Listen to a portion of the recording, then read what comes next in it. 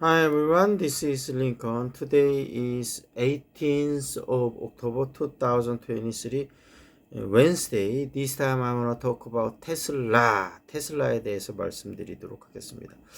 254.85불이고요. 0.37% 어제 밤에는 좀 올랐었고요.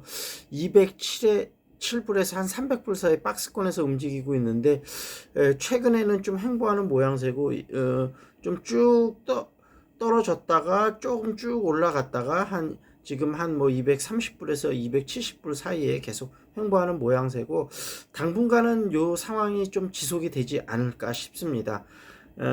시총은 1096조 8582억이고요. 그 이유는 뭐냐면 일단은 그 전기차 시장 자체가 유럽이나 이런 데서 조금 판매가 조금 저조합니다. 전반적으로 금리가 계속 높게 상승이 되면서 아무래도 집이나 자동차를 구입하는데 좀 부담감을 사람들이 많이 느끼는 것 같아요. 그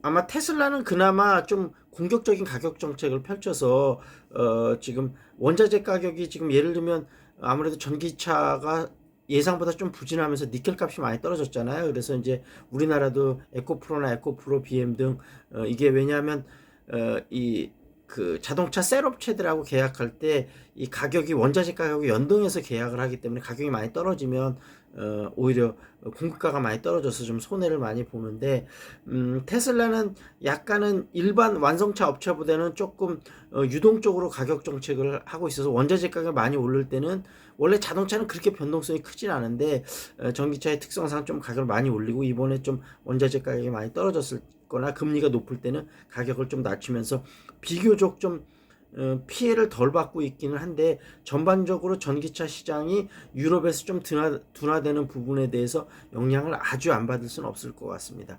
미국 시장은 나 중국 시장은 아직까지는 괜찮은데 앞으로는 경제 여건에 따라서 조금 물론 시장 파이 자체는 좀 크지만 조금 둔화될 가능성이 있어서 그런 부분에 좀 리스크도 있고 그래서 테슬라가 올해 지금 이제 3분기 실적은 지금 나쁘지는 않을 것 같아요. 근데 4분기냐 내년 1분기 실적이 과연 그렇게 빠르게 성장할 수 있을지 약간 퀘스천이 붙어 있는 상편이고 다만 중기적으로 볼 때는 앨런 머스크라는 천재적인 경영자가 있기 때문에 물론 천재적인 경영자 한 명한테 너무 의존하는 건 좀 리스크가 크기는 합니다만 앨런 머스크가 아직은 많은 나이가 아니기 때문에요. 50대 초반이니까요. 그나마 좀 괜찮을 것 같습니다. 그리고 그래서 테슬라를 좀 중기적인 관점에서 보면 좀 투자를 해도 괜찮을 것 같고 저희 재테크 모임에서 지금 한 분이 그 W를 찾아서 예전에 시골의사 박경철 씨가 한번 주장했었던 건데 W 그러니까 굉장히 우량한 우수 기업이죠. 그래서 과연 어떤 인더스트리 어떤 회사들이 W가 될 수 있을 건지 그래서 W를 회사를 찾아서 앞으로 성장하고 있는 섹터하고 그 다음에 꾸준히 여태까지 이익을 내고 있고 앞으로 몇 년 동안 꾸준히 이익을 낼 것으로 해서 나름대로 해자가 어느 정도 있는 그런 기업을 좀 살펴서 결국은 중기적으로 투자를 해서 좀 수익률을 내는 게 개인한테는 그나마 가장 성공 확률이 높은 것이 아닐까 주식시장에서는 그렇게 보고 있습니다. 그래서 앨런 머스크라는 인물도 뭐 예전에 기억하시겠지만 모델 3가 나올 때 좀 그게 스마트 공장이 생각보다 좀 원활치가 않아서 굉장히 경제적 위기에 를 겪었었잖아요. 그때 텐센트가 그 당시 돈으로 2조 원이 좀 넘는 긴급 자금을 좀 수혈해줘서 앨런 머스크라는 어떤 탁월한 경영자를 믿고 빌려준 거죠. 그게 이제 어떻게 보면 테슬라가 다시 한번 회생할 수 있는 발판이 됐고 앨런 머스크가 지금 세계 최고의 부자 물론 뭐 주가 변동에 따라 좀 다르긴 합니다만 왔다 갔다 하는 그런 상황까지 올 수 있었던 거죠. 그래서 아마 앨런 머스크가 중국 시장이 물론 전기차 시장에서 엄청 커서 그런 부분도 있고 그 다음에 그런 부분에 본인이 진짜 어려웠을 때 도와줬었던 그런 거 부분도 좀 있을 거라고 생각을 합니다. 어찌됐든 테슬라 중기적인 관점에서는 한번 계속 끌고 가보자 그렇게 말씀을 드리고 그 다음에 오늘 주가 시장은 미국이 이제 그 소매 판매가 예상보다 굉장히 높으면서 전반적으로 미국 시장도 좀 조정을 받았거든요. 그나마 나스닥이 조금 났었는데요. 우리나라도 오늘은 그 영향을 받아서 아무래도 금리 인상할 수 그 소매 판매가 예상보다 굉장히 높기 때문에 미국이 금리 인상을 한 번 정도 더 단행할 수도 있을 확률이 꽤 높아짐에 따라서 우리나라 시장도 약간의 영향을 받지 않을까 싶습니다. 시사 이슈 좀 보겠습니다. 아기 줄자 분유회사 감원 축소경제 악순환 시작됐다. 그 다음에 하메네이 가자 사태에 대응해야 바이든 오늘 이스라엘 방문 이란 개입 시사 강력 경고한다 그랬고요. 올해 민영 아파트 분양 10년 만에 최저 수준이다 그랬고요. 경제 이슈 분양도 착공도 반통한 불안한 아파트값 헬로윈 마케팅 생략하는 유통가 이태원 참사 1주년에 따라서 유통업계는 올해 할로윈 데이를 조용히 넘길 예정이다 그랬고요. 배달원 줄고 조리사는 늘었다 그런 이슈들이 있었고요. 세피디의 미식계행 목포편 한번 보겠습니다.